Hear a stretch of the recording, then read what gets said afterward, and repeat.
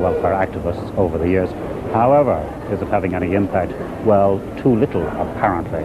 It's very often falling on deaf ears because after Christmas each year, some thousands of dogs are abandoned in this country, and their future is bleak unless they're pretty soon found a home, rehoused by one of the welfare groupings. Now, one such group is Paws down in Naas in County Kildare. They've been doing the job for 11 years now.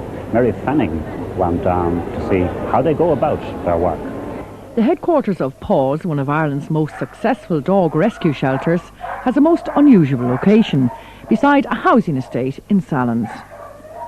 Gina Hetherington founded this refuge backed by an army of volunteers and fundraisers, a patient veterinary surgeon and the Department of Agriculture.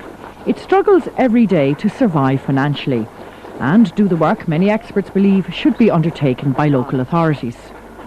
Paws rehouses thousands of stray dogs, has organised a retired greyhound scheme with England and Boston, and constantly battles against the ever-growing stray dog population in this country.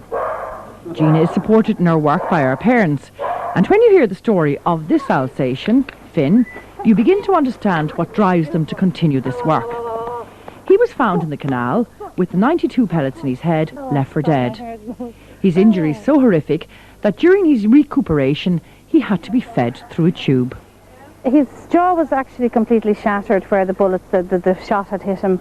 Our own vet couldn't actually attempt to repair it because it was such a big operation. So we took him to the veterinary college in Ballsbridge, where Professor Bellinger looked at the damage and assessed it and said he could have a go at fixing it, but we were talking big money. So at that stage the Star newspaper picked it up and they put him on the front page, and the reaction from the Irish public was absolutely amazing. The entire operation came to £3,500 and the Irish public actually paid for it. We had one captain of a fishing boat in Arklow who came forward with £1,000, which originally was a reward for catching the person who did it, but it turned into going towards his veterinary fees after that.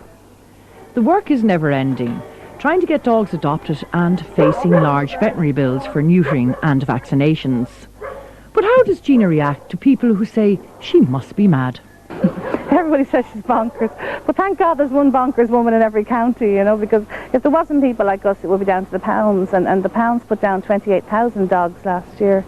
You know, these are all homeable pets. Well, 90% of them would be. It's just that there was nobody to take them in. And, you know, if you're not a bit bonkers, you couldn't do this, because I have 7 dogs sleeping in my bedroom. And that's why there's no man in it, probably. But it says, you know, 7 dogs in the bedroom. People hear that, they say, oh my God, I wouldn't have a dog in my bedroom. But they're no trouble. They sleep on the floor in their beanbags, and, you know. But, you know, I think you definitely have to be a bit nuts to do it, because to give up working and to take on something like this and to have no income as such is a bit difficult. Selbridge-based veterinary surgeon Finbar Heslin is tireless in his support of the Paws Society, but he's adamant that the stray dog population in this country is not being tackled. There's no doubt about it that with unchecked strays, the population of strays is just getting out of hand, because, you know, they are fertile species and they're well able to repopulate. So it seems that we're kind of fighting a losing battle the whole time. Every stray that we take in and neuter, there's probably another 9 out there that goes unchecked. The shelter is constantly in debt and survives through the work of volunteers and donations. The staff, paid and unpaid, do this work because they love animals, and some of the Swedish volunteers have set up an adoption programme between Ireland and their country. There's a record of every dog released and a home check system. David Bogle gave up his very well-paid job as a computer consultant to join Gina in the welfare work. Well, at the end of the day, money doesn't make you happy.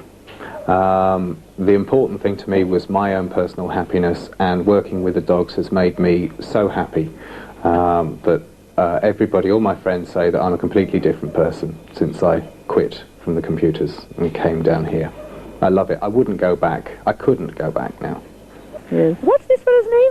Cassidy, Hopalong Cassidy. Hopalong Cassidy, I don't believe you. Hopalong Cassidy. A whippet. A whippet, yeah. With 3 legs. With 3 legs, yeah. Oh, Cassidy. And what's his story, Gina?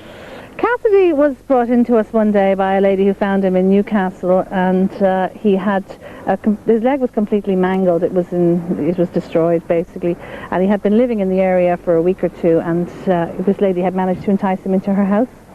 So he was brought in here. The vet took one look at the leg and said, no, that'll have to come off. And a lot of people said, oh, that's not fair, he's a whippet, you know, you should have him destroyed, he'll never survive and run around without his leg. But he's lived to tell the tale, and as they say, a picture paints 1,000 words. The problem with Cassidy is trying to catch him.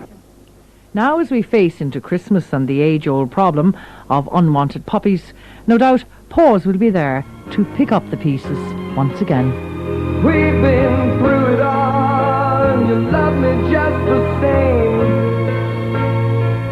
And when you're not there, I just need to hear, hello, my friend, hello.